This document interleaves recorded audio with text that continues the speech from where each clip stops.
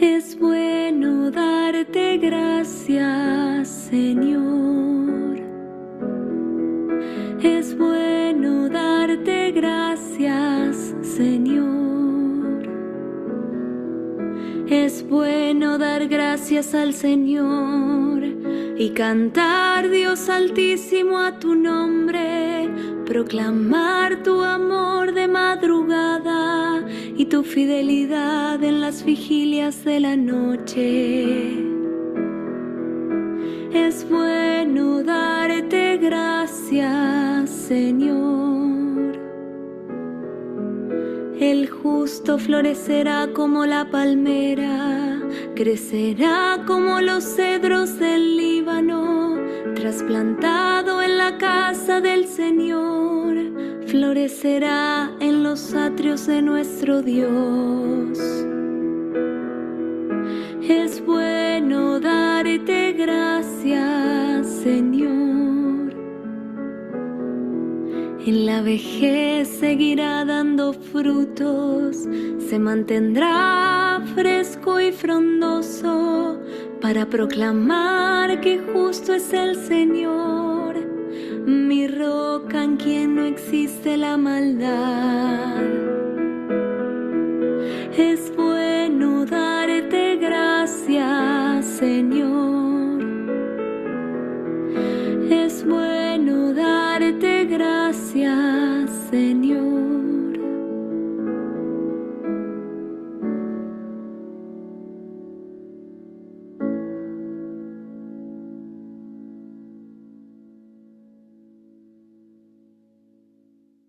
Hola, buenas noches.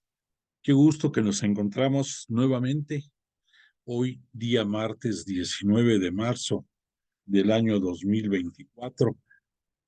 Agradecidos con Dios, Jesús de Nazaret y el Espíritu Santo de que nos permiten seguir profundizando en el estudio de la Biblia y concretamente en el libro de Jesús de Nazaret, no en el libro de la Biblia Jesús de Nazaret.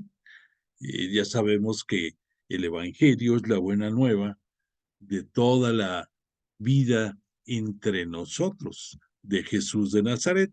Me refiero al libro de Jesús de Nazaret del padre Carrillo Alday, que nos sirve de soporte y apoyo en nuestro estudio de esta hermosísima clase de Biblia. No por otra cosa, sino por el tema que tratamos.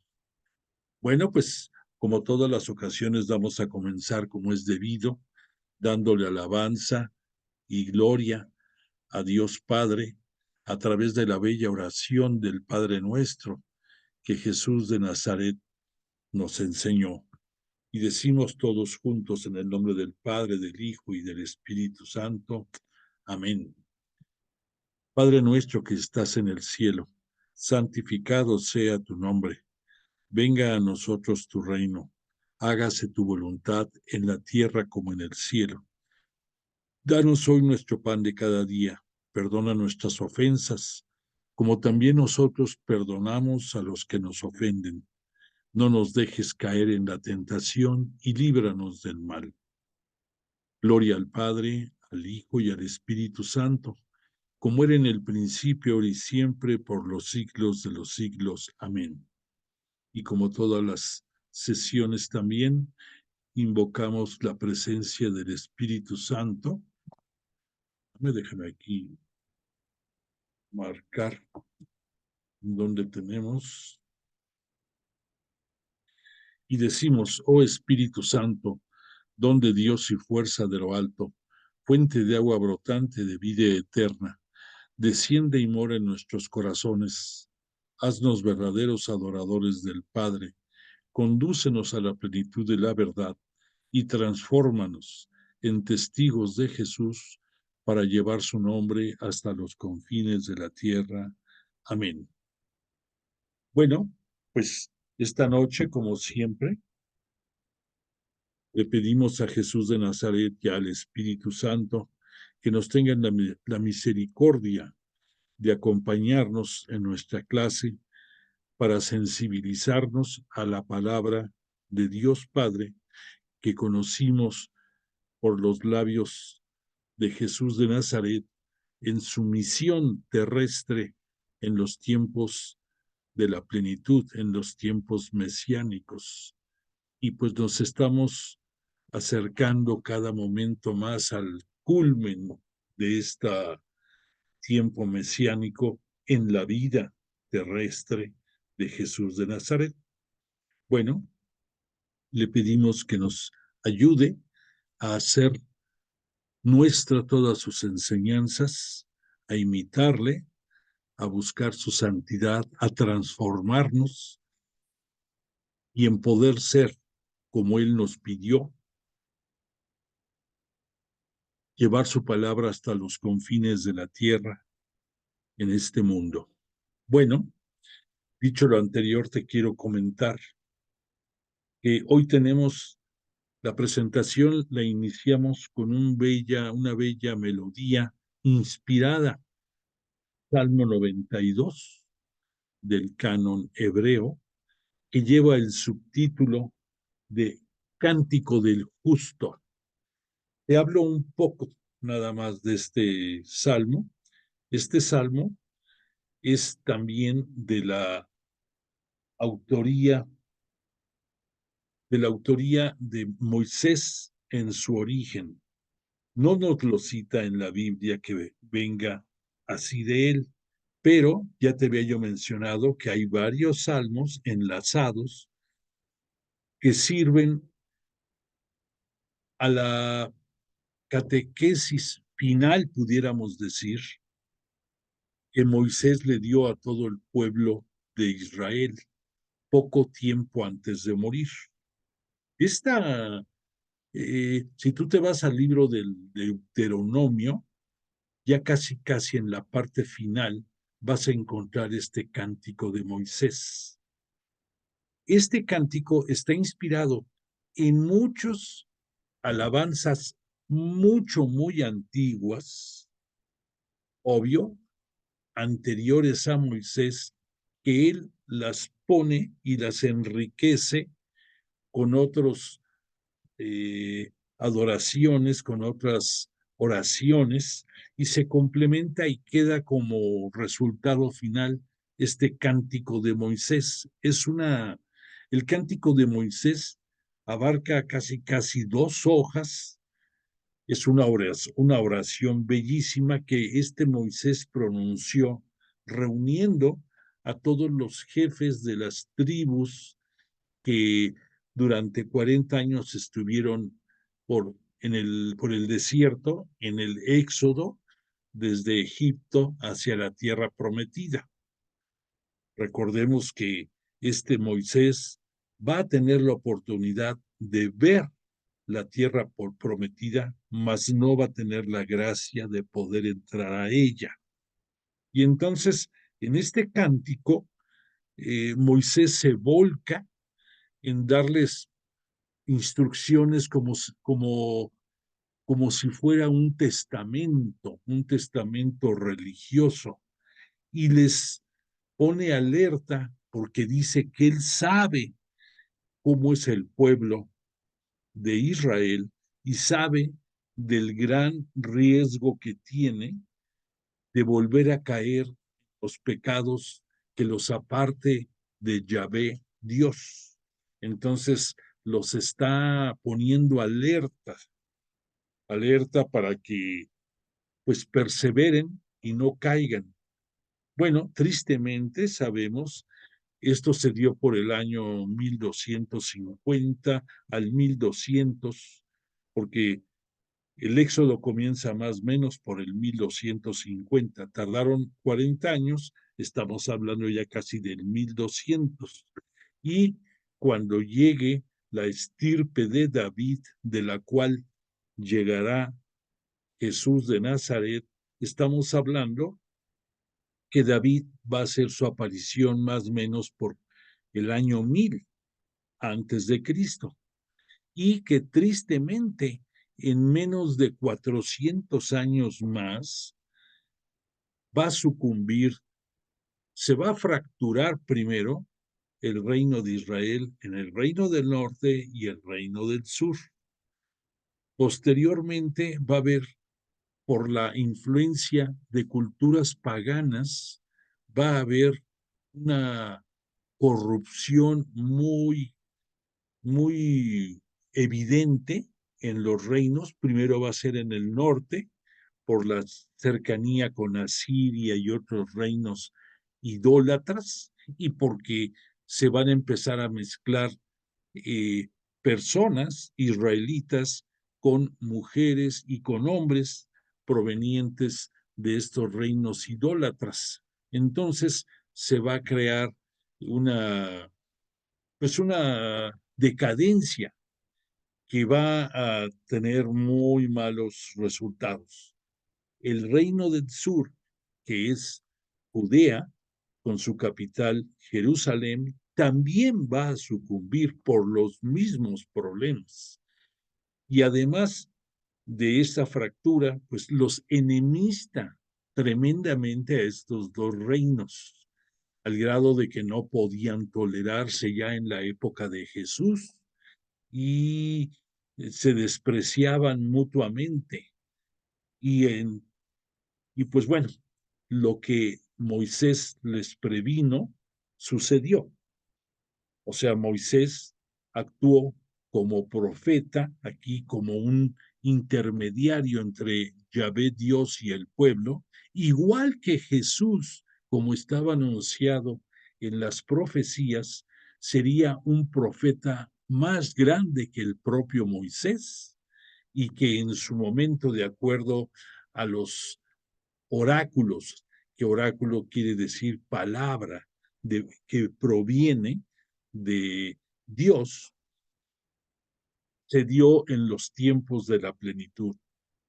Ya más o menos, para cerrar este capítulo, más o menos con Isaías, que empieza a aparecer por el año 850, y de ahí, a través de muchos profetas más, acercándose a la época en que Jesús iba a ser encarnado en el seno virginal de la Virgen María. Estoy hablándote de Jeremías, de Ezequiel, de Daniel y de muchos más, pero estos que te cito son los más, pudiéramos decir, populares dentro de los profetas que nos anunciaron la llegada futura de Jesús de Nazaret a este mundo. Bueno, pues entonces así fue más o menos la historia la historia tanto de este salmo como de las condiciones prevalecientes en esa época. El subtítulo del canto del justo era porque en un principio, para acabar, para cerrar ya esto, este salmo era recitado en los oficios del Shabbat, o sea, del culto que los días sábados rendían los judíos, los israelitas, a Yahvé Dios. Posteriormente sufrió adaptaciones y quedó para dar gloria a Dios Padre y a través de Jesús y del Espíritu Santo a la Santísima Trinidad, y entonces se actualizó, pudiéramos decir, este salmo. Pero por eso, si pusiste atención en el desarrollo, en el contexto de este salmo, se escuchan muchos elementos propios del Antiguo Testamento, como los cedros del Líbano, que era algo muy común, pensando en la forma de vida con inspiración oriental. Y también vamos a ver que habla de las palmas, y esas palmas las vamos a ver reflejadas en el momento en que Jesús de Nazaret va a hacer su entrada triunfal, su entrada mesiánica a Jerusalén, el domingo de Ramos, con el cual se dio un aceleramiento bárbaro a los acontecimientos del triduo pascual.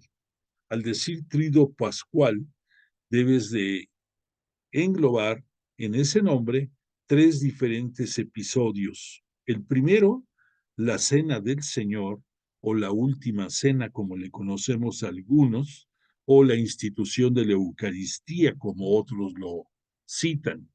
Posteriormente es la pasión de Jesús, que ahí va a partir desde el momento en orden estricto, cuando está en el Monte de los Olivos, en el huerto de Getsemaní, sufriendo la agonía moral de su futuro, de su futura muerte y de su crucifixión y muerte.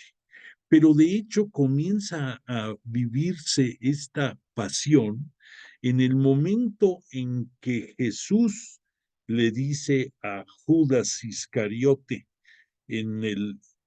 durante la cena del Señor: lo que has de hacer, hazlo pronto. Y en ese momento es cuando esa amenaza que desde que fue la preparación de su ministerio público de Jesús en el desierto después de su bautismo, el asedio que tuvo de Satán, queriendo desviarlo de la mesianidad por la cual Dios Padre lo había enviado a este mundo, y al no lograrlo, se desaparece. Y recordarás que en las escrituras veíamos que decía: se desapareció hasta el momento oportuno. Obviamente, el demonio, por algo se le conoce como el príncipe de este mundo, porque tiene un poder de seducción tan grande entre todos nosotros que nos convierte fácilmente en pecadores, y que es una lucha la que tenemos que tener inspirados en el Espíritu Santo y con la fuerza que Él nos puede dar para vencerlo. Tristemente, el mal convive con el bien, como Jesús nos los ha dicho en muchos momentos de su ministerio público. Bueno, pues ese momento de que volviera a aparecer Satán comienza con episodios previos a esta entrada mesiánica de Jesús a Nazaret.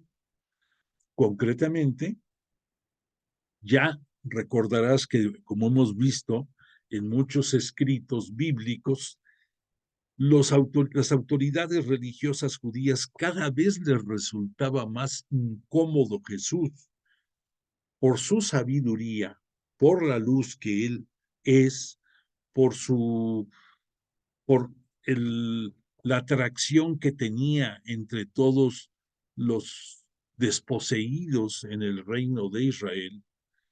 Hay una palabrita eh, que lo resume todo. Hay una palabra hebrea que se dice anagüí. Ese anagüí quiere decir los pobres, los humildes, los desposeídos. Llámale por la razón que sea. Y enlázalo a quién le dirigió Jesús en el monte de las bienaventuranzas, todo su, pudiéramos decir, la actualización de los mandamientos recibidos por Moisés en el monte Sinaí. ¿Dónde fue? Fue ahí.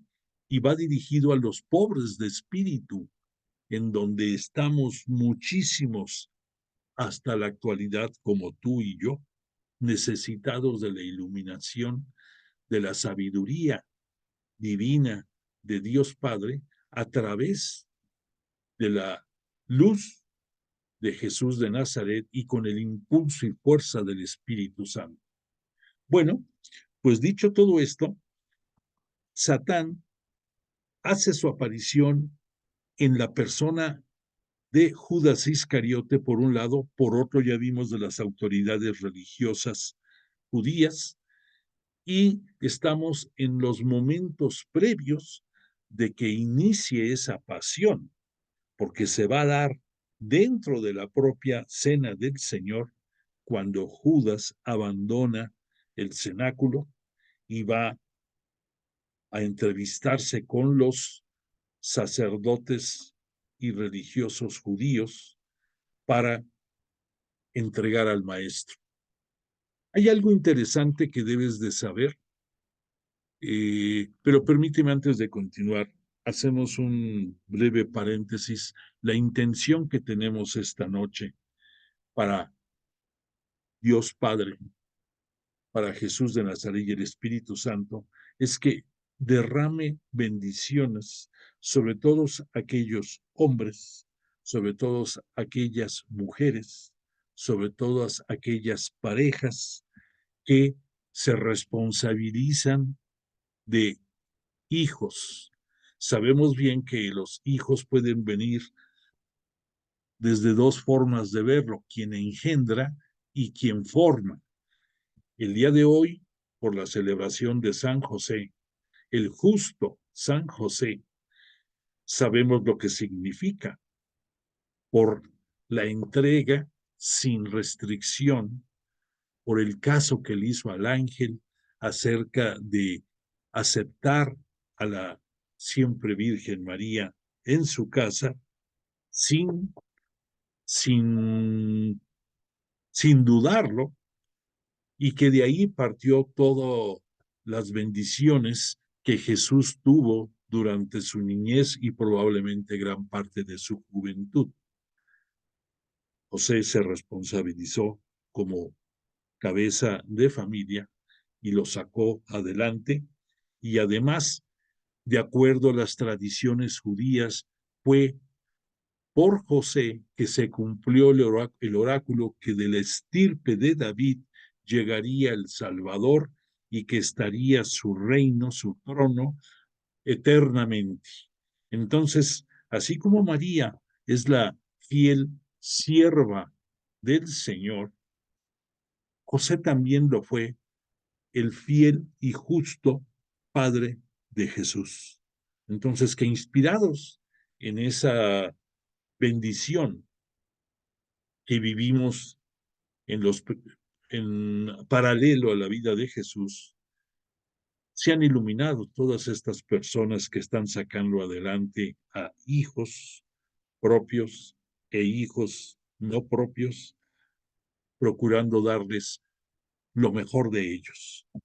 Que Dios los bendiga a ellos. Perdón por el paréntesis. Te quiero decir ya, antes de entrar aquí ya en materia de esta noche, que las autoridades religiosas judías ya desde tiempo atrás venían pensando en qué hacer con Jesús de Nazaret por lo incómodo que les resultaba. Entonces surgieron muchas propuestas y muchas descabelladas ideas. Vamos a ver que a fin de cuentas, te voy a decir en qué evento, pero hay un detalle que habían definido las autoridades religiosas judías y que no cumplieron. ¿Por qué? Porque Judas les dio la oportunidad de entregar al maestro.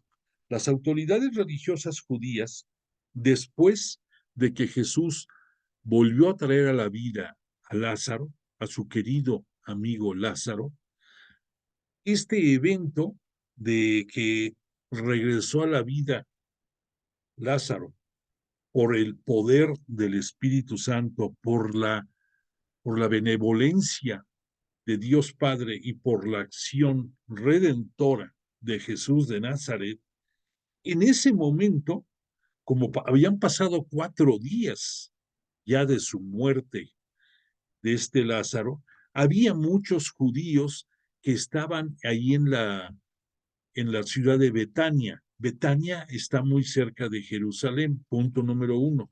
Punto número 2 era que estaba ya próxima, la siguiente semana iba a ser la celebración de los panes ácimos y de la Pascua.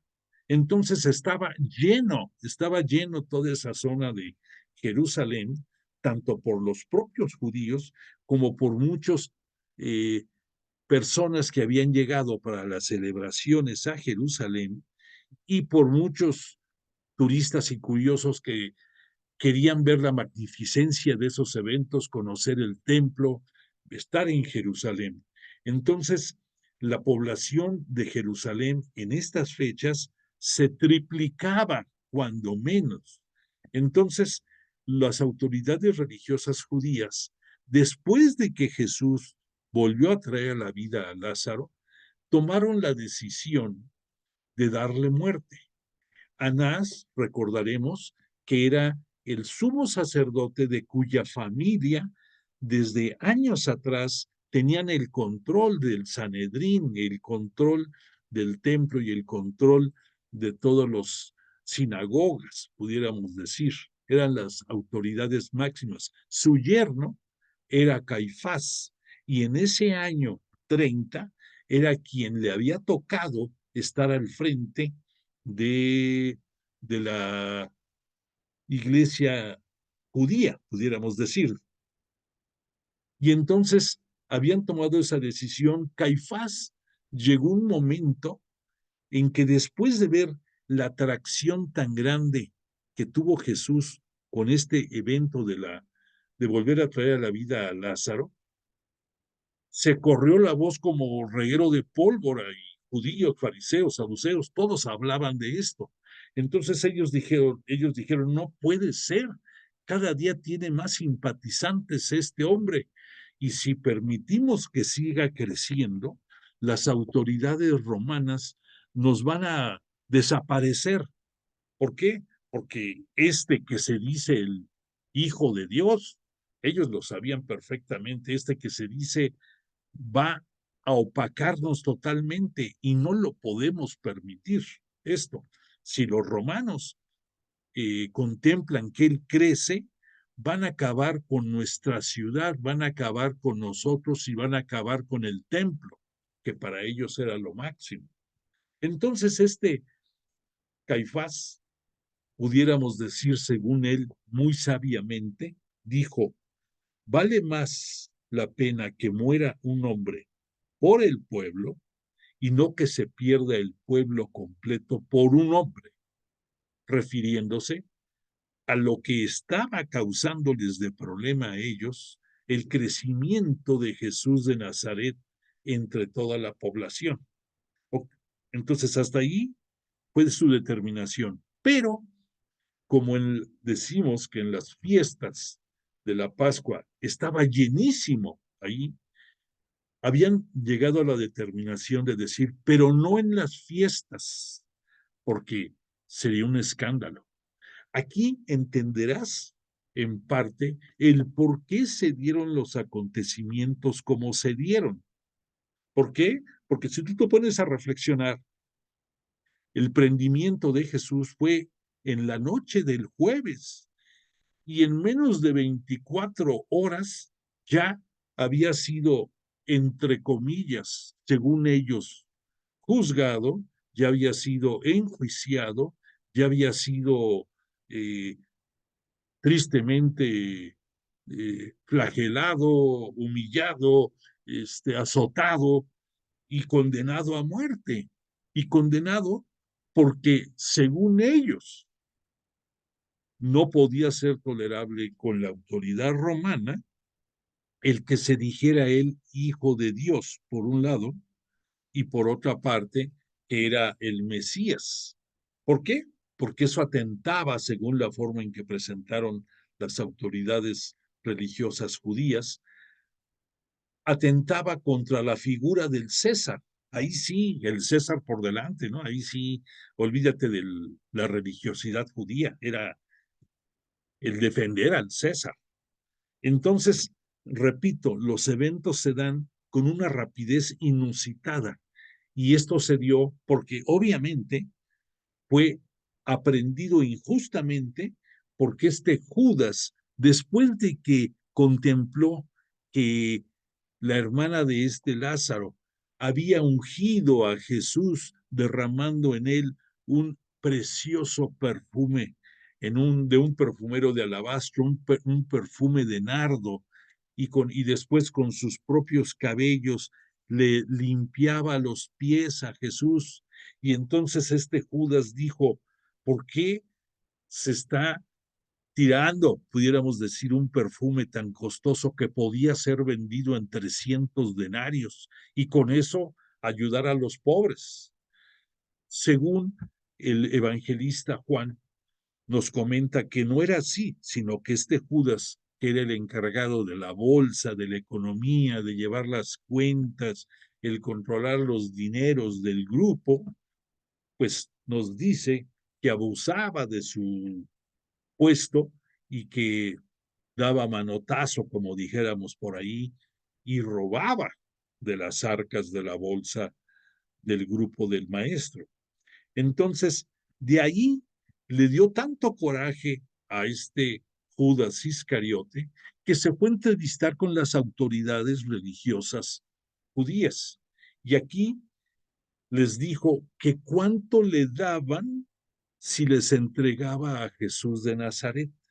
Entonces, a pesar de que habían determinado ellos no hacerlo en época de fiestas, por lo que ya mencionamos, les movió el tapete la oferta de Judas, y Judas ya estaba, por supuesto, influenciado por el maligno, por Satán, al ir a hacer esa oferta.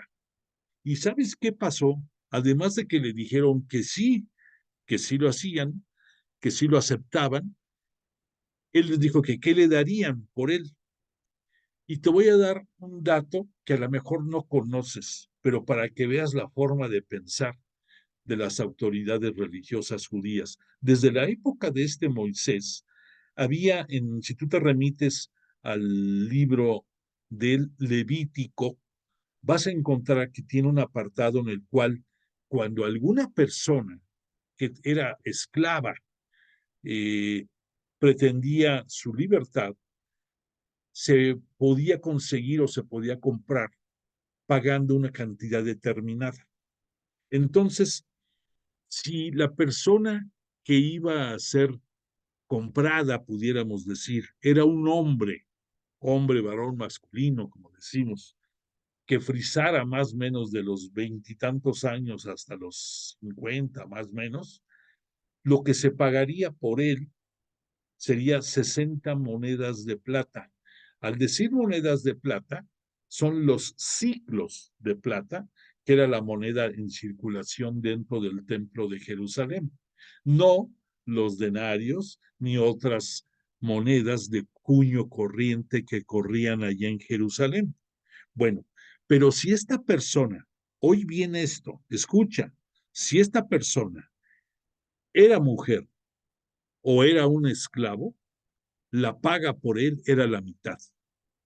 Por esa razón, lo que negociaron con Judas era pagar por entregar, por vender al maestro 30 ciclos de plata. ¿Por qué?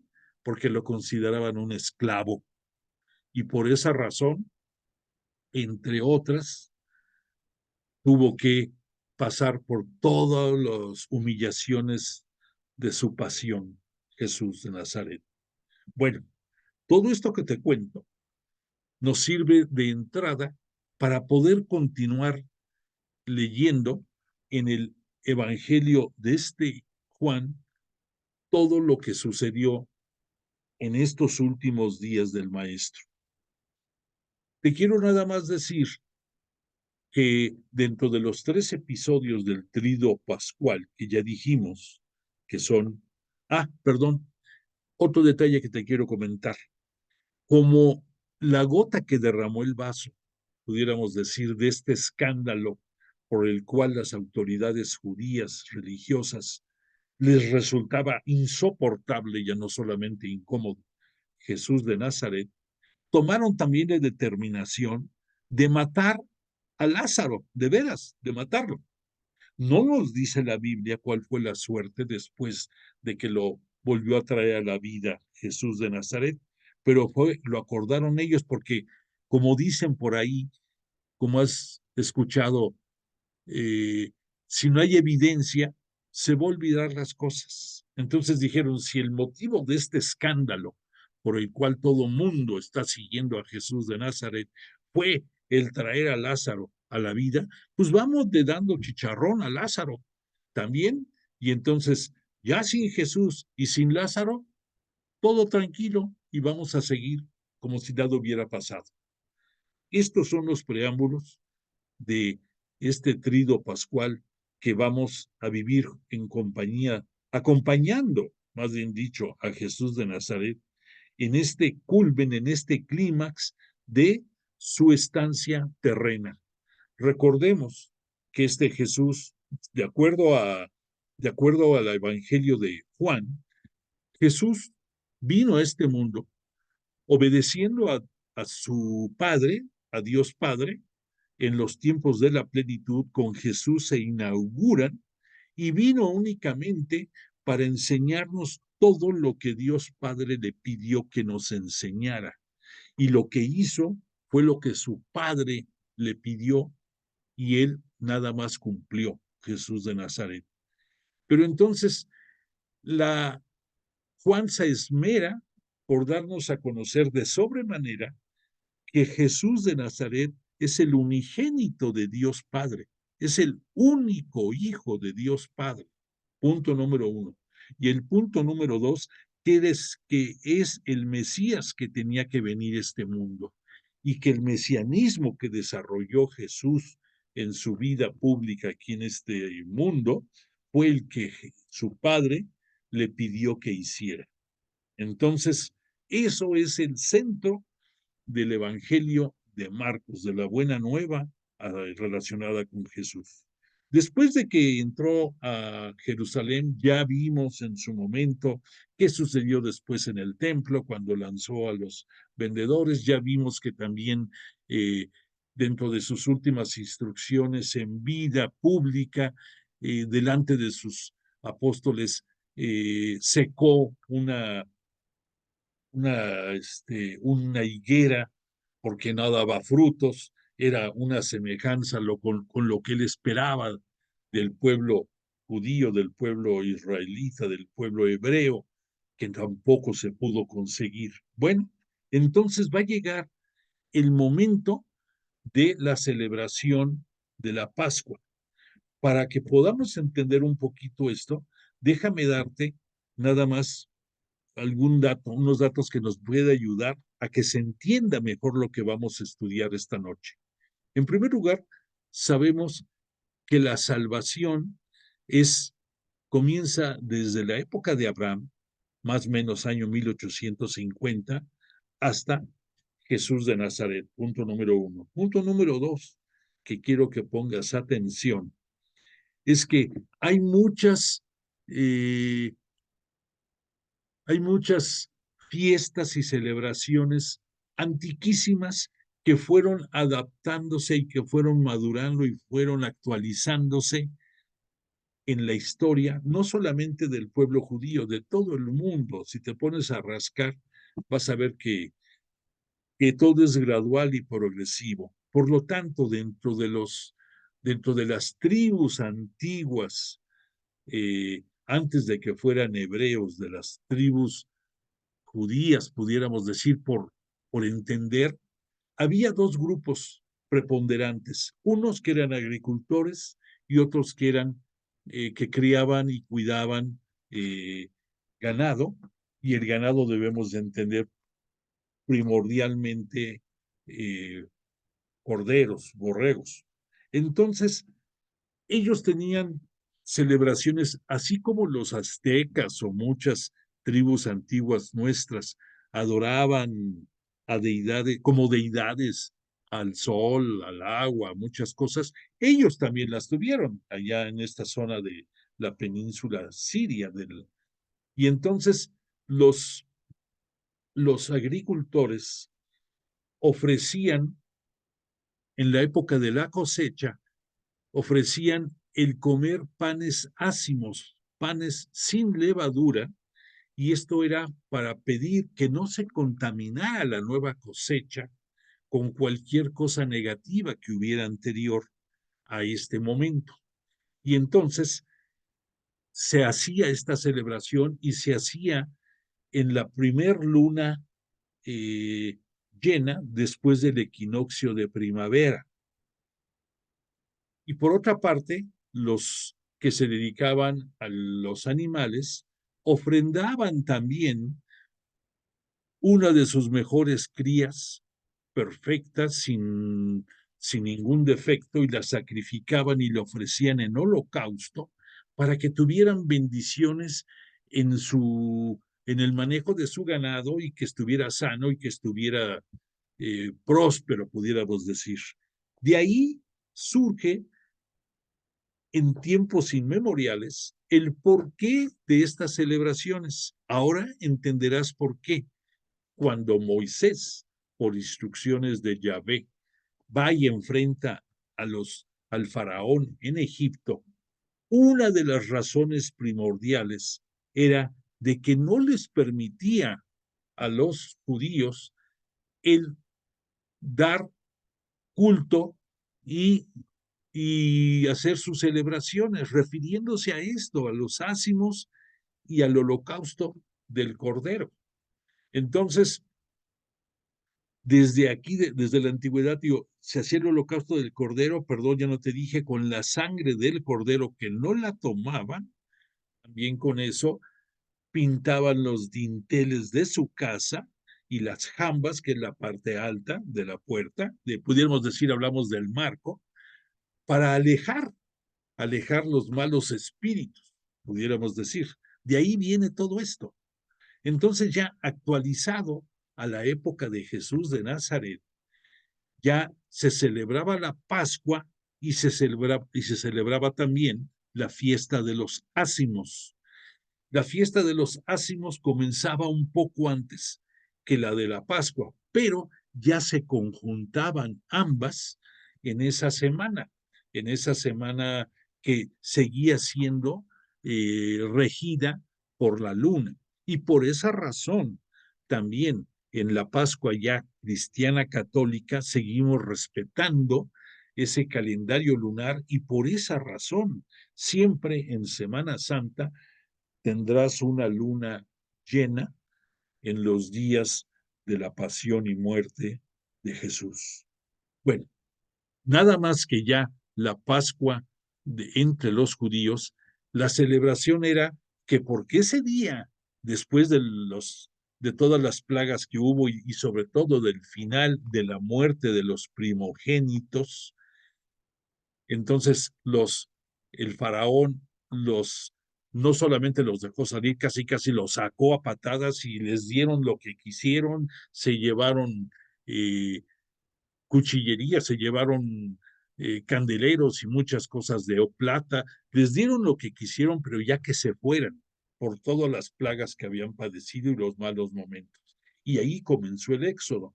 Y entonces, por esta celebración que se dio en esas fechas, recordaremos que a toda prisa tuvieron que consumir el cordero para celebrar estas fiestas antiguas y que de ahí surgió y continúa hasta nuestros días entre los judíos la celebración de su Pascua.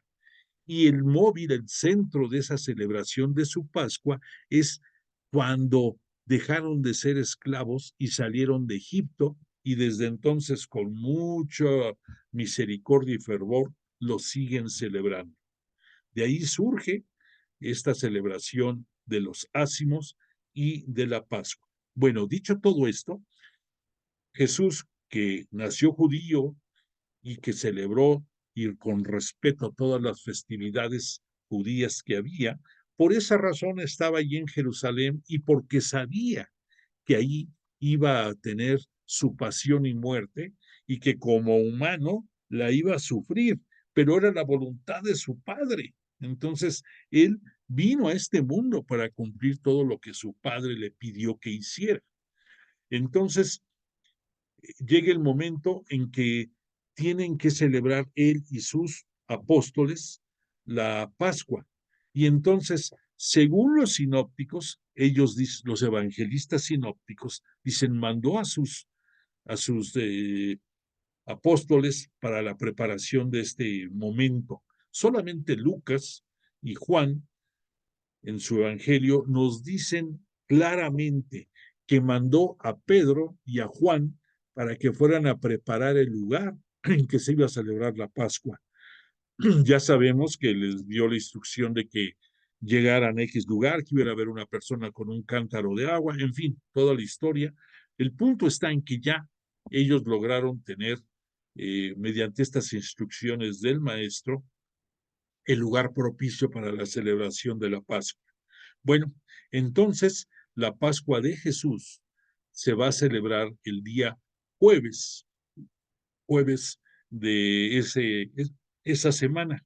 Y los judíos religiosos, o sea, al decir judíos religiosos, me refiero al calendario que ellos manejaban, ellos la celebraron el viernes. No quiero que pienses que fue una celebración de Jesús en una fecha incorrecta. No, porque ya hablamos que el elemento que marca esto es la luna. Entonces, estaba Jesús en lo correcto. Y además había un calendario que manejaban las autoridades religiosas judías y otro que manejaba toda la población, que era el que estaba impuesto por los romanos. Entonces, este Jesús, al celebrar la Pascua el jueves, tiene la misma validez dentro de las costumbres judías como la de los autoridades religiosas judías que lo celebraron el viernes por la noche. Hablamos de un desfasamiento de 24 horas, pero ambas son válidas. ¿Qué es lo que difiere aquí enormemente? Quiero que tengas la claridad. ¿Por qué se dice si los judíos tenían una Pascua? ¿En qué consiste la nueva Pascua de Jesús? Bueno, pues son varios elementos que hay de diferencia. En primer lugar, es el orden de la celebración y el agadá. Esa palabra de agadá es el simbolismo que el padre de familia les manifiesta a todos sus hijos y sus hijas y su esposa del porqué de la celebración que están haciendo. Repito, que dejaron de ser esclavos y están celebrando que ya son libres. Por otra parte, tiene una cadencia, una secuencia en el cual, en pocas palabras, el jefe de familia primero hace el ofrecimiento de la cena, o sea, la parte primera de este Agadá. En segundo tiempo, sirven unas hierbas amargas con un puré de frutas y en recuerdo de todo lo que pasaron en épocas inmemoriales y lo siguen haciendo dentro del ritual. Después el padre de familia se lava la mano derecha hasta el brazo y se sirve lo que es el cordero y se sirve una copa de vino. Se sirve pero no se consume, están puestos ahí. Acto seguido, el padre de familia, después hay dentro de los salmos, tú puedes identificar del salmo número 113 al salmo 118, esos 5 salmos están dentro dentro de las costumbres religiosas judías con un sobrenombre de Jalel, Jalel con H, Jalel. Y este Jalel fue un prestigiado rabino que los agrupó y en la Pascua lo lo recitan en dos diferentes momentos, el Salmo 113 y el 114 como primera parte del Jalel. Después el Padre, ya que está servido la cena, entonces ya comienzan a consumirla y se sirve la segunda copa. Y posteriormente a este momento, hay una tercera copa que es el que le llaman la copa de la bendición, que es una copa que circula entre toda la familia y después de esto se cierra la celebración de la Pascua recitando los salmos 115, 16, 17 y 18 para acabar de dar de la lectura del Jalel. A grosso modo, esta es la celebración más o menos en el estilo judío. En el caso de Jesús de Nazaret, él va a tener un cambio profundo porque para empezar, el ofrecimiento, él lo va a sustituir por una bellísima entrada que solamente Lucas lo tiene en su evangelio y que me voy a permitirte leer porque tienes que ver en el capítulo 22 a partir del versículo 14 la manera en que Jesús de Nazaret comienza la celebración pascual. Cito: cuando llegó la hora, se puso a la mesa con los apóstoles y les dijo: con ansia he deseado comer esta Pascua con vosotros antes de padecer, porque os digo que ya no volveré a comerla hasta que haya su cumplimiento en el reino de Dios. Bellísimas palabras. Y entonces decir, bueno, pero desmenúzame esto. ¿Qué quiso decir el maestro al decir eso de que no volverá? Por un lado, el ansia que tenía de celebrar esa Pascua porque sabía que no iba a haber otra igual. En segundo lugar, eso de que no iba a comerla hasta que se cumpliera en el reino de Dios, reviste dos connotaciones. Una, que tenía que instaurar, tenía que celebrar por primera ocasión su Eucaristía, y va a partir el pan y lo va a hacer circular entre sus apóstoles diciéndoles: tomad y comed, que este es mi cuerpo, ese cuerpo quebrado, ese cuerpo que en unas horas más va a estar hecho añicos por nuestra salvación. Y por otra parte, cuando él cita el reino de Dios, significa la parusía, significa que esto va a tener su cumplimiento total el día de la parusía, el día de la segunda venida gloriosa de Jesús, con todo el poder y con toda la majestad que merece, porque es el Señor, el Cristo, el Rey del universo, y va a venir al final de los tiempos. Bueno, así comienza la cena de Jesús. Acto seguido, como dijimos que el padre de familia se lavaba el brazo de la mano derecha hasta el codo, aquí Jesús no lo hace, pero va a ver el lavatorio de los pies, como una ablución, pudiéramos decir, equiparable, pero superada, actualizada por la enseñanza de Jesús. Y aquí Juan nos va a hablar muy profundamente de este momento. Dice así, permíteme,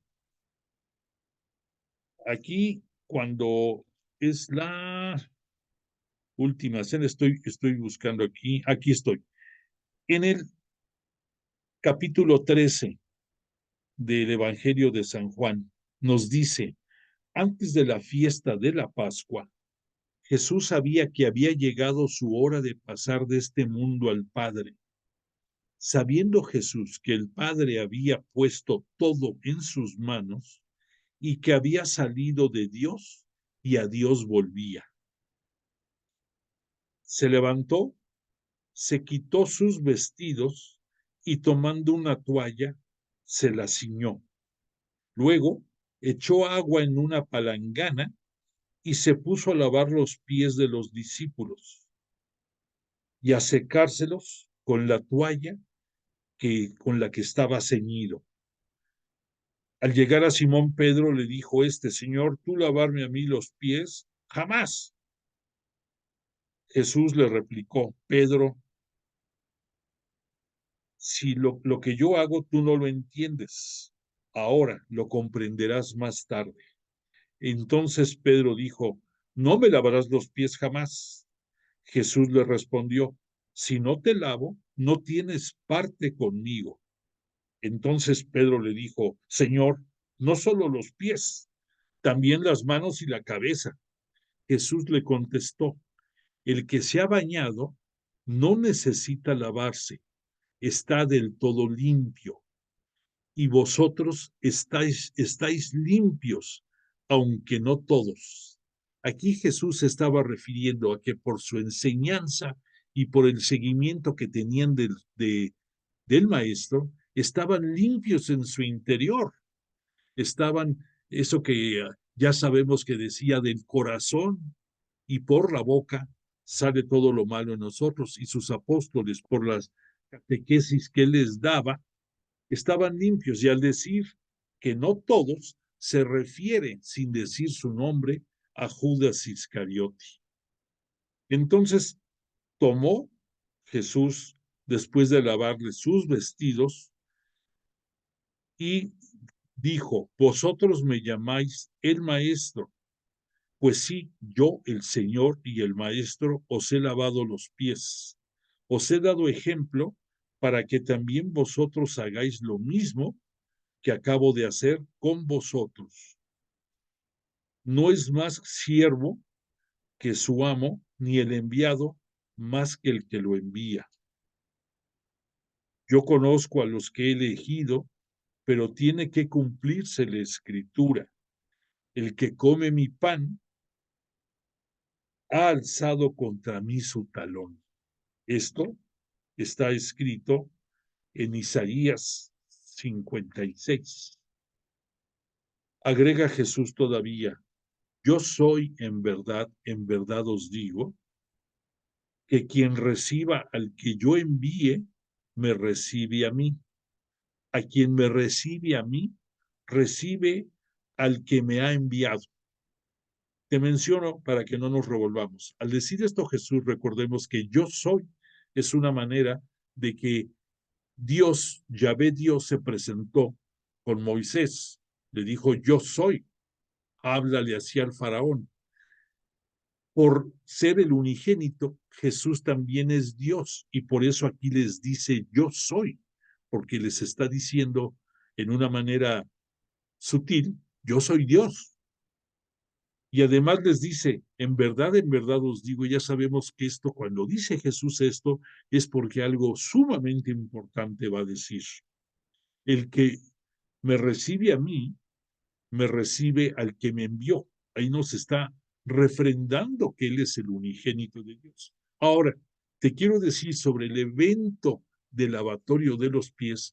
Por un lado, el que Jesús tome, se quite su vestido y se ciña la toalla y eso, es una forma de que nos está diciendo: yo tomo la vida, la doy cuando yo quiero y la vuelvo a tomar cuando yo lo deseo.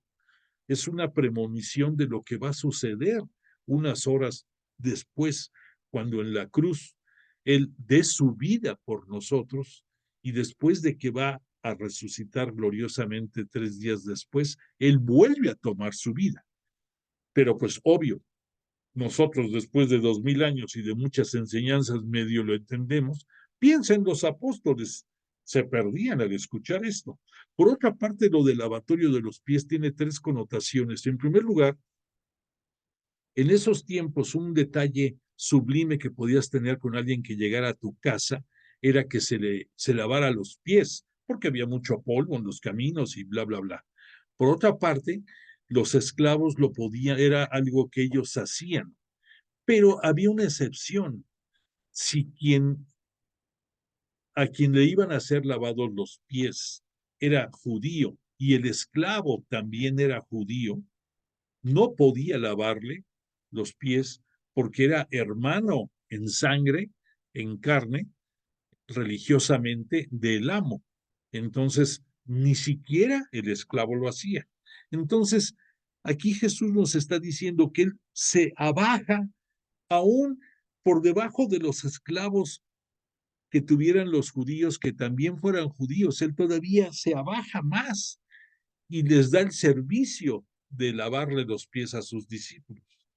O sea, el abajamiento total. En segundo lugar, los invita a que lo que Él está haciendo, ellos lo deben de hacer entre ellos.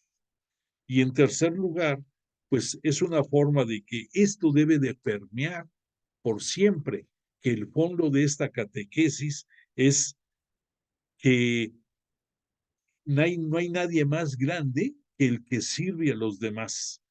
El hacerte el más pequeño te hace ser el más grande entre todos. Bueno, voy a continuar con lo que está pasando en esta cena, pero déjame ponerte una otra imagen que tal vez no conozcas, pero que ahora la vas a conocer. Aquí, déjame decirte, bueno, déjame primero tomar un traguito de agua que ya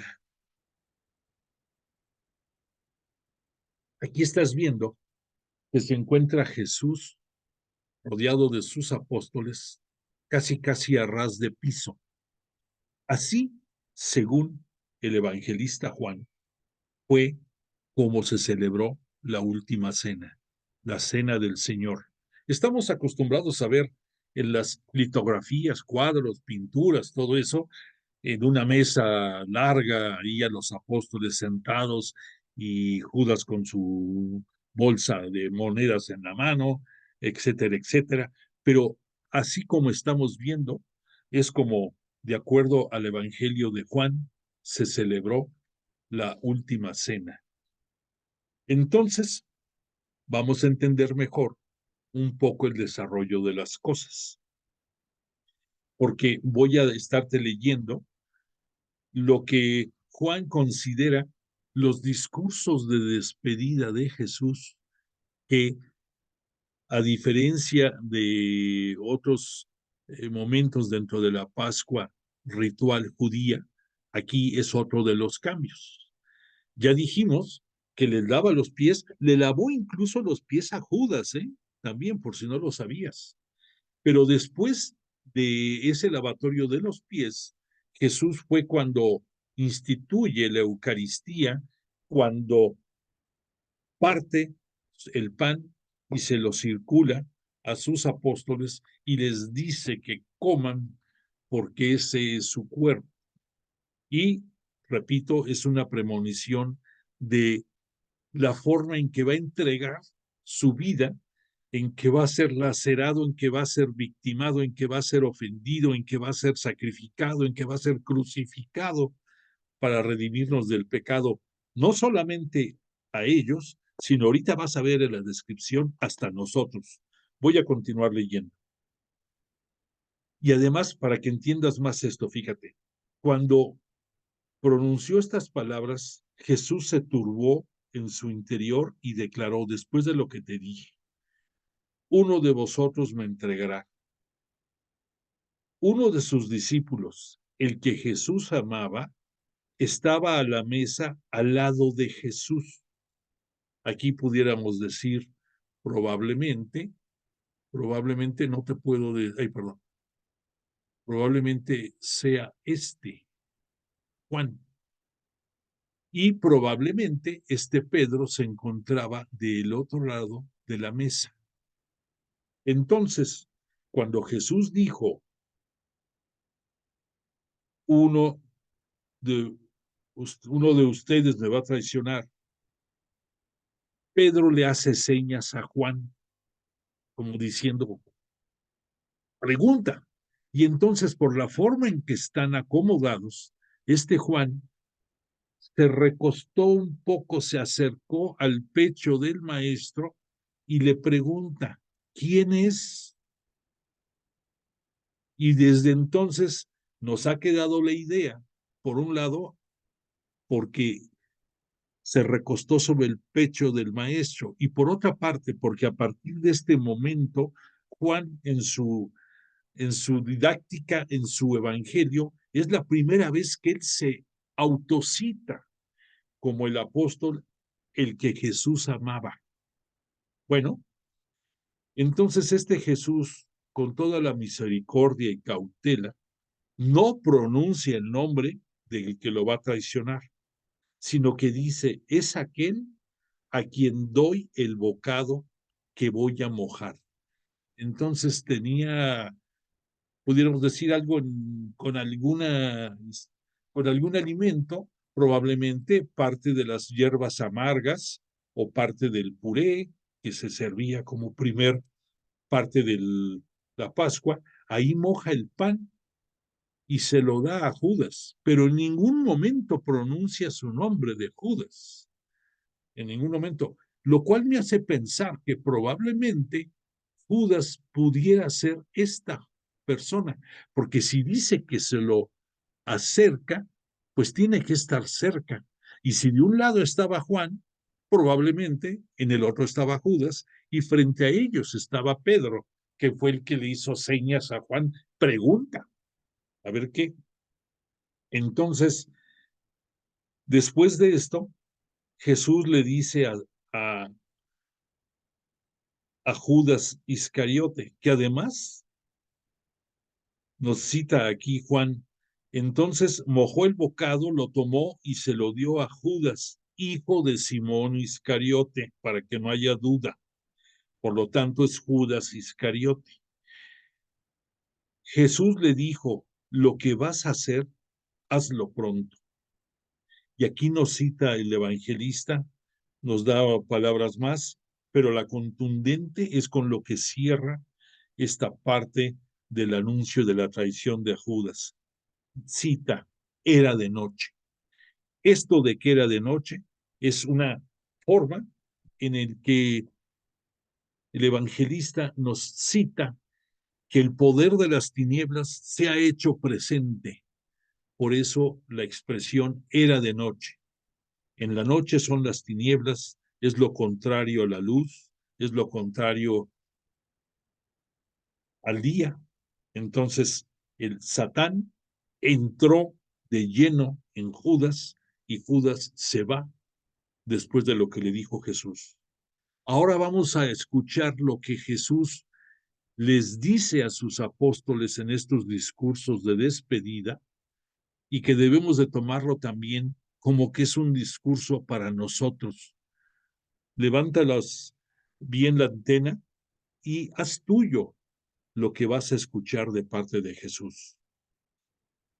Te hago la aclaración de que para poder terminar esto, lo que pensamos, lo que habíamos dicho acerca de estos momentos, voy a estarte leyendo lo más sobresaliente, pero los discursos de Jesús de despedida son 5 y son extensos, pero lo sustancial te lo voy a comentar ahorita. Dice Jesús, ahora ha sido glorificado el Hijo del Hombre. Si Dios, bueno, continúo, y Dios ha sido glorificado en él. Si Dios ha sido glorificado en él, Dios también le glorificará en sí mismo y le glorificará pronto. Punto número 1. Aquí Jesús nos está hablando en tiempo presente de lo que va a suceder unas cuantas horas después. Esto que te quede claro es porque en Dios el tiempo no existe. Y entonces, pero también por otra parte, Él está dando por hecho los eventos que van a suceder. Y por eso habla de la glorificación. Él, al seguir la voluntad de su Padre, va a glorificar a Dios, el Padre, porque Jesús va a ser fiel a todo lo que le pidió, va a glorificar al Hijo, en pocas palabras. Pero entonces, en esta descripción, 5 veces nos dice Juan la palabra glorificar. El número 5 no tiene una connotación específica, pero habla de momentos de gracia de parte de Dios. Por esa razón, cuando fue la multiplicación de los panes, por eso fueron 5 panes, entre otras cosas. Y por eso, si tú te pones a ver lo que dice el Salmo número 5, te vas a sorprender. Algún día léelo. Y por eso, ese 5 tiene una connotación muy especial. Continúa diciendo Jesús, hijos míos, me queda poco tiempo de estar con vosotros. Vosotros no podéis ir a donde yo voy. Os doy un mandamiento nuevo, que os améis los unos a los otros. Todos conocerán que sois discípulos míos en una cosa, en que os tenéis amor los unos a los otros. Escucha bien, ¿eh? Simón Pedro le preguntó, Señor, ¿a dónde vas? Jesús le respondió, a donde yo voy, no puedes seguirme ahora, me seguirás más tarde. En verdad te digo, que no cantará el gallo antes de que tú me hayas negado 3 veces. Aquí Jesús pues les está anunciando que muchos de ellos van a ser mártires por la fe y así como Jesús va a entregar su cuerpo y va a derramar hasta su última gota de sangre, sus apóstoles en un futuro les tocará pasar por los mismos momentos. Ya estoy ahorita en el capítulo 14, por si quieres tener una idea del Evangelio de Juan. Dice Jesús, no se turbe vuestro corazón. Creéis en Dios, creed también en mí. En la casa de mi Padre hay muchas mansiones. Donde esté yo, estaréis también vosotros. El mensaje de Jesús es cree, confía, obedece, sigue el plan de Él. Continúa Jesús, yo soy el camino, la verdad y la vida. Nadie va al Padre sino por mí. Si me conocéis a mí, conoceréis también a mi Padre. Felipe le dijo, Señor, muéstranos al Padre y nos basta. Jesús le dice, el que me ha visto a mí, ha visto al Padre. Las palabras que os digo, no las digo por mi cuenta. El Padre que permanece en mí es el que realiza las obras. Creedme, yo estoy en el Padre y el Padre está en mí. Al menos creedlo por las obras. En verdad os digo que el que crea en mí hará también las obras que yo hago. El Padre será glorificado en el Hijo. Si me pedís algo en mi nombre, yo os lo concederé. Si me amáis, guardaréis mis mandamientos.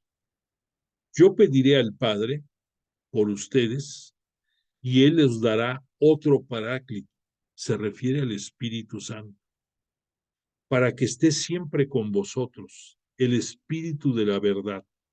Jesús fue el Espíritu de la verdad personificado, pero ante la inminencia de su partida, Él le va a pedir al Padre que envíe Espíritu Santo para que les dé más sabiduría a sus apóstoles, que les haga entender todo lo que no pudieron tener claridad y que los inspire y los conduzca en la tarea de llevar su palabra hasta los confines de la tierra y de bautizar en el nombre de Dios Padre, Dios Hijo y el Espíritu Santo. Continúo. Dice, dentro de poco el mundo ya no me verá, pero vosotros sí me veréis. Se refiere al mundo total, después de que va a morir, va a ser sepultado, ya no lo verán. Pero al decir, pero ustedes sí me verán, está anunciando su resurrección y sus apariciones entre ellos. Dice Jesús, yo estoy en mi Padre y vosotros en mí, y yo en vosotros. El que tiene mis mandamientos y los lleva a la práctica es el que me ama. Si alguno me ama, guardará mi palabra, y mi Padre le amará. Y vendremos a él y haremos morada en él. Esto te da una idea de que independientemente de la morada eterna que por su glorificación nos obtiene Jesús para nosotros, al convertirse en Cristo, en el Mesías, Él y Dios Padre, a través del Espíritu Santo, mora en ti desde esta vida, desde el momento mismo en que fuiste bautizado y que recibiste todas las virtudes, y que eso se acrecienta cuando tú cumples con los sacramentos, recibes más gracia de Dios, y entonces Él, su Padre y el Espíritu Santo, la Santísima Trinidad, está morando en ti desde ya.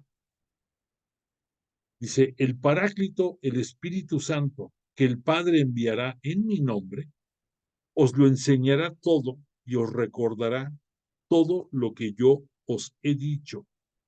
Os dejo la paz, mi paz os doy. No os la doy como la da el mundo. Se refiere aquí a la manera en que los judíos siempre llegaban y te saludaban, Shalom, que es la paz esté contigo. Pero aquí Jesús quiere hacer la gran diferencia. Yo te doy la paz. pero es una paz verdadera, es una paz que surge de mí y de Dios Padre. Continúa diciendo Jesús, si me amarais, os alegraríais de que me vaya al Padre, porque el Padre es más grande que yo. Yo no hablaré mucho con vosotros, pues llega el príncipe de este mundo. En mí no tiene ningún poder, pero el mundo ha de saber que amo al Padre y que obro según el Padre me ha ordenado. Levantaos, vámonos de aquí. Ya empiezan a caminar rumbo hacia el monte de los olivos, al huerto de Getsemaní. Continúan los discursos de Jesús en el camino. Para quien quiera saber, estoy en el capítulo 15 del Evangelio de San Juan, leyendo lo más importante. Dice Jesús, yo soy la vid verdadera y mi Padre es el viñador. Vosotros estáis ya limpios, gracias a la palabra que os he dicho. Permaneced en mí como yo en vosotros. Yo soy la vid, vosotros los sarmientos. Si alguno, o sea que si estamos injertados en él, vamos a estar junto a él, vamos a estar unidos a él. Si alguno no permanece en mí, es cortado y se seca. Y lo aprendimos esto en sus parábolas. Va a terminar en el fuego porque no sirve de nada un sarmiento no injertado en Jesús. La gloria de mi Padre está en que me deis mucho fruto y seáis mis discípulos. Si guardáis mis mandamientos, permaneceréis en mi amor, como yo he guardado los mandamientos de mi Padre y permanezco en su amor, el amor del Padre. Este es mi mandamiento, que os améis los unos a los otros, como yo os he amado. Vosotros sois mis amigos, si hacéis lo que yo os mando. A vosotros les he llamado amigos, porque todo lo que he oído a mi Padre, os lo he dado a conocer. No me habéis elegido vosotros a mí, más bien, yo os he elegido a vosotros y os he destinado para que vayáis y deis fruto, y que vuestro fruto sea duradero. Si el mundo os odia, sabed que a mí me ha odiado antes que a vosotros. El mundo, refiriéndose al mundo pecador, y que por lo mismo odiaba a Jesús, la luz del mundo. Y por esa razón les dice así, a ustedes los odiarán, pero consuélense sabiendo que yo fui odiado antes que ustedes. Yo al elegirlos, os he sacado de este mundo, del pecado. El siervo no es más que su Señor, pero todo esto os lo harán a causa de mi persona, porque no conocen al que me ha enviado.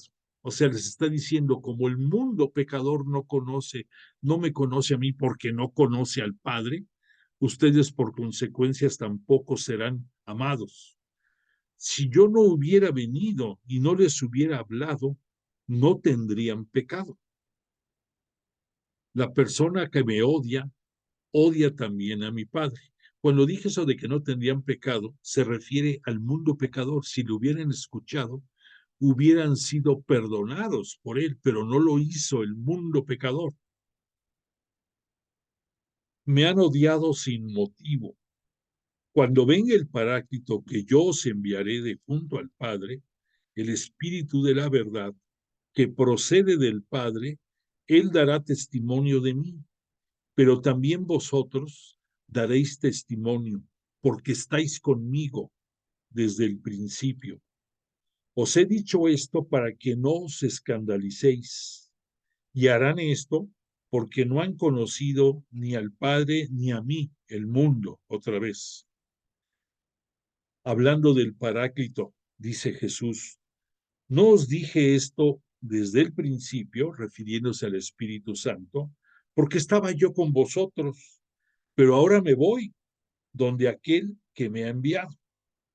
Pero yo os digo la verdad, os conviene que yo me vaya, porque si no me voy, no vendrán a vosotros el Paráclito. Si no me voy, no se los podré enviar.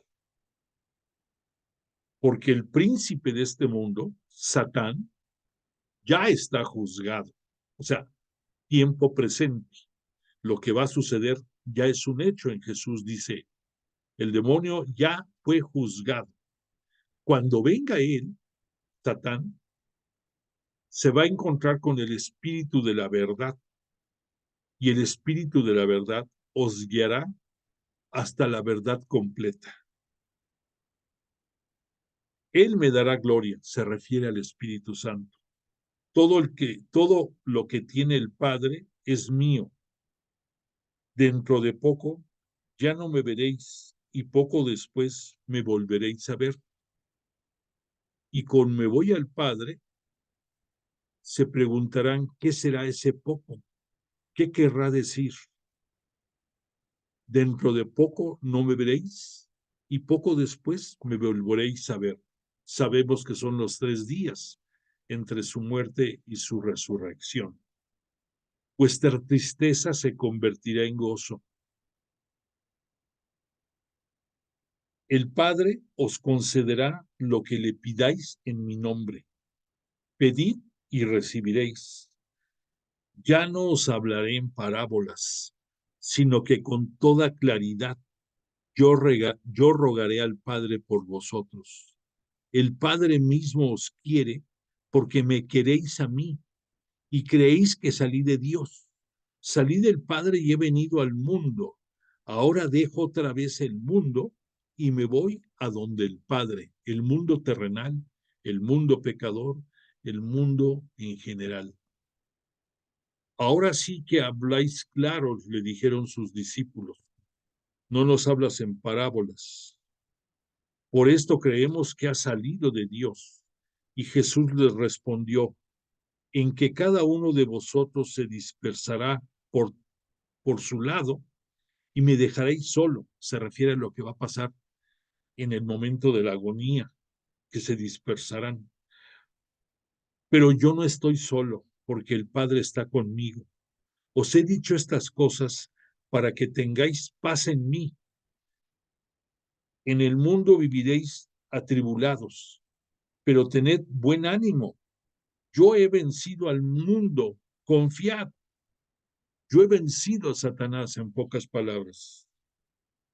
Continúa ya en el capítulo 17 diciendo Jesús, Padre, ha llegado la hora. Glorifica a tu Hijo para que tu Hijo te glorifique a ti. Concede también vida eterna a todos los que tú me has dado.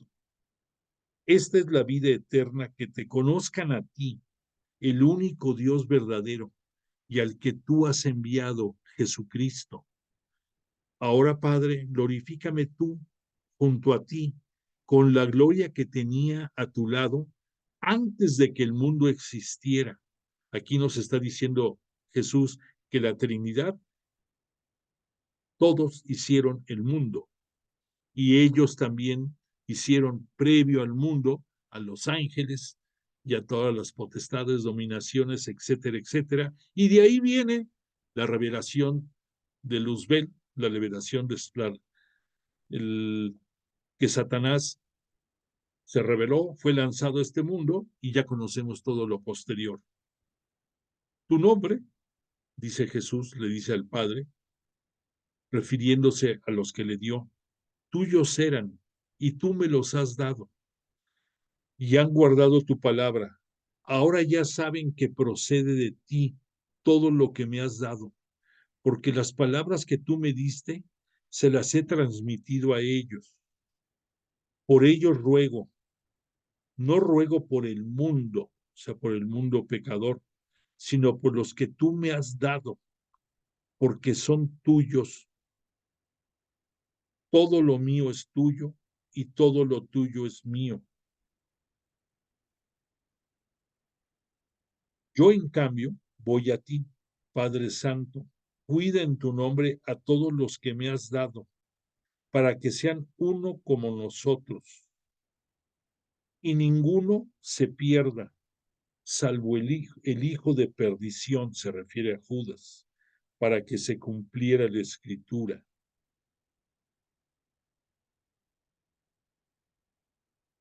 Porque no son de este mundo como yo no soy de este mundo, se refiere al pecado.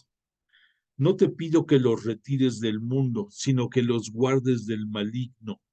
Todavía con compasión pide por todo el mundo pecador, por todos nosotros. Santifícalos en la verdad, tu palabra es verdad. También por aquellos que creerán en mí. Aguas con esto que estás oyendo, ¿eh? Jesús está pidiendo por ti desde el momento mismo en su discurso de despedida. Ahí estás tú. Te lo vuelvo a repetir. No ruego solo por estos, sino también por aquellos que creerán en mí por medio de tu palabra, para que todos sean uno, como tu Padre en mí y yo en ti, para que sean perfectamente uno y el mundo conozca que tú me has enviado. Padre, deseo, entiéndelo, Padre, quiero que los que tú me has dado estén también conmigo allí donde yo esté, para que contemplen la gloria que me has dado, porque me has amado antes de la creación del mundo. Padre justo, es una forma de decir Padre bueno. Yo les he dado a conocer tu nombre y se lo seguiré dando a conocer. Jesús, que sabía todo lo que iba a suceder, se va al huerto y ahí va a ser aprendido. Hasta aquí llegamos en estos discursos de despedida de Jesús. Qué bello. No es un testamento, porque un testamento lo hace quien va a morir y no va a tener regreso. En el caso de Jesús, es su voluntad que nos le está expresando, pero él sabe que va a recobrar su vida con su gloriosa resurrección y que esta vida que nos va a conquistar a todos en la vida eterna, en el reino de Dios, gracias a su muerte y resurrección, vamos a gozar de ella. Bueno, pues espero que hayas escuchado cosas que no sabías y que esto te ayude a que en nuestra próxima clase, el próximo martes, día 26, ahí veremos la pasión, muerte, resurrección y glorificación de Jesús en el Evangelio de Juan, en este bello Evangelio tan profundo, tan teológico, tan cristológico, tan escatológico, una belleza. Le agradecemos mucho a Jesús de Nazaret y a su Espíritu Santo que nos hayan tenido la gracia de acompañar esta noche. Le pedimos salud para nosotros y toda nuestra familia, que tengamos vida, que tengamos realizaciones, éxitos, proyectos, y que nos dé la gracia de volvernos a reunir el martes próximo para el desenlace de ese trido pascual que estamos viviendo tan profundamente, tan intensamente. Yo te agradezco tu presencia esta noche, de verdad, y me congratulo de que podamos haber conocido un poco más acerca de la majestad de la vida de Jesús de Nazaret. Te pondré la canción de cierre y deseo que me envíes una constancia de tu participación y que tengas una buena noche.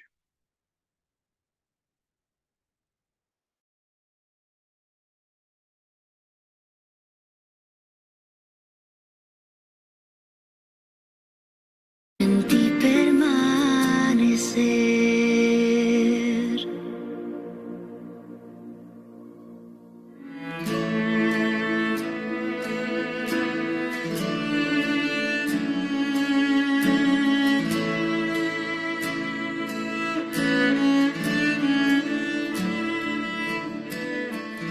Aunque a veces tu silencio me parezca irreal, sé que aún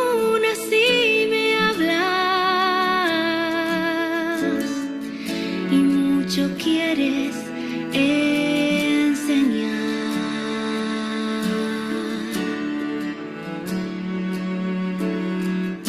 Me revelas tu mensaje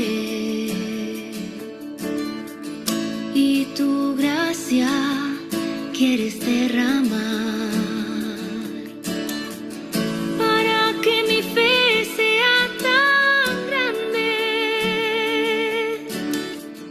Que a muchos puedas